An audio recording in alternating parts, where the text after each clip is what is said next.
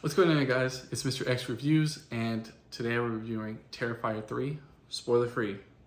I'm just gonna go ahead and say it, get right to the point. No jumping or playing around. Please see Terrifier 3. I complained in my Terrifier 2 video about that loose thread plot, and my problem with Terrifier 1 is the boring characters and there's no plot, really. In this movie, there is plot, there is character development, there is heart, there is some soul. The acting is like way better. You feel for the characters.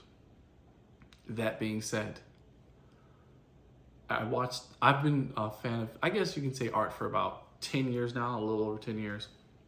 Terrifier 1, All Hallows Eve, Terrifier 2, and Terrifier 3.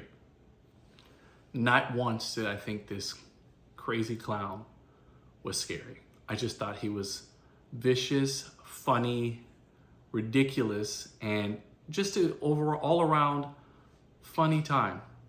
However, the first 10 minutes of Terrifier 3, that changed. For the first time in my 11-year Terrifier career, art career I should say, I found him to be actually terrifying. He made my anxiety go up, and I felt like I couldn't breathe. The first 10 minutes of Terrifier 3 were basically people complain that art typically targets young women throughout his films. And I could see, I guess that could be a case made, I understand, I can see where you're coming from with that. But technically all killers do that, but whatever. In this movie, he said, "Oh, y'all complained about that? Say no more.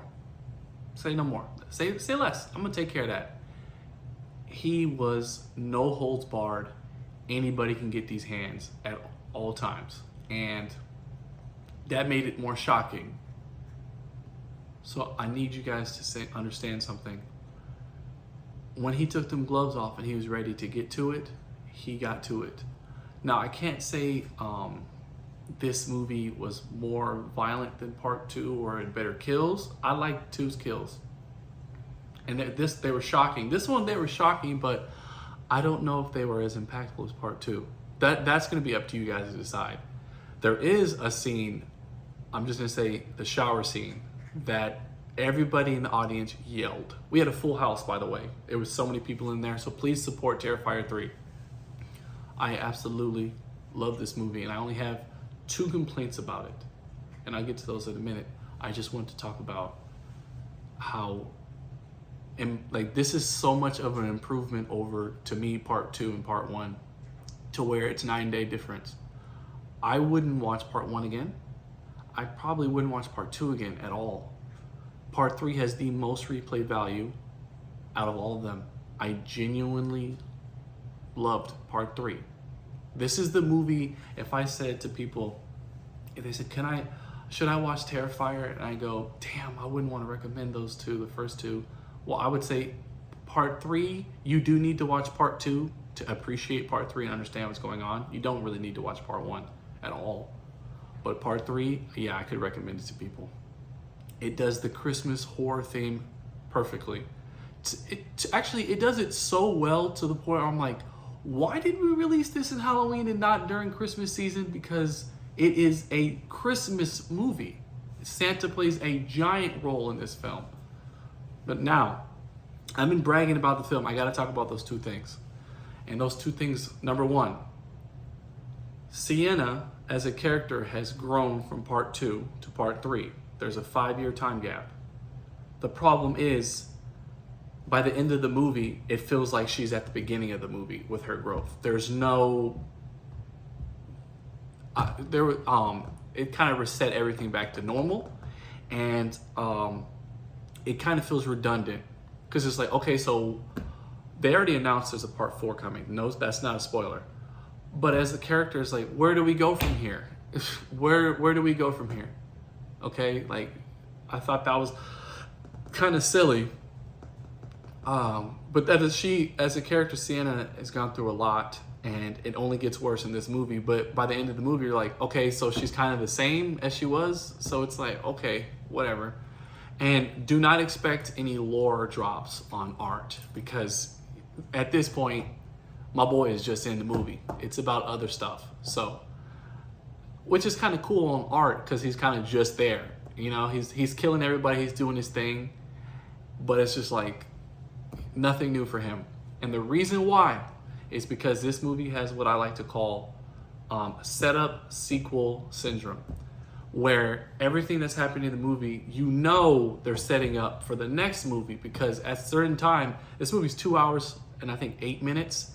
This movie, you do not feel the 2 hours. It literally felt like an hour and a half. It just breezes right through. The pacing on this one is so much better than part 1 and 2.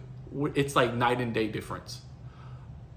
Everything is set up for the sequel. And I'm like, damn, you're sacrificing all these big lore moments, all these big character exposition, just more information that I would have wanted in this movie. I know it's going to be in part 4. And that's, you know, cool, but at the same time, I'm like, damn, this movie could have been probably a 10 out of 10 if they would have just kind of explored more with the characters. But aside from those two things, that's my only complaint. And I will end this by talking about one of the best Final Girl sequences, honestly, ever. Sienna and Art going at it for the last 15, 20 minutes of the movie is up there with Sydney fighting the best Ghostface. It's up there with Laurie beating the shit out of Michael in part 1, part 7, and then part 2018. It's up there with Ellen Ripley fighting the Alien Queen in Aliens. That is how good it was. I was just like, yo, this is absolutely the best part of the movie and worth the ticket price alone. Art and Sienna, they're now together as one. They are a perfect combination. And Sienna is one of my favorite Final Girls of our time. So my final review for Terrifier 3.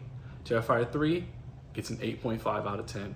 I did not like the character redundancy of Sienna's plot going back into a circle, literally, and I did not like that they're saving everything for part 4, but I understand. You know, when you guys watch the movie, you're gonna be like, okay, I get it. I see what Xavier's talking about. Other than that, great movie, great character development. You feel the heart and soul of the film with the family. You feel for the family. You hurt for the family. I like the score. I love the kills. Great movie. I would actually watch it again, and I will definitely recommend this movie to everybody. Thank you guys. Have a great night.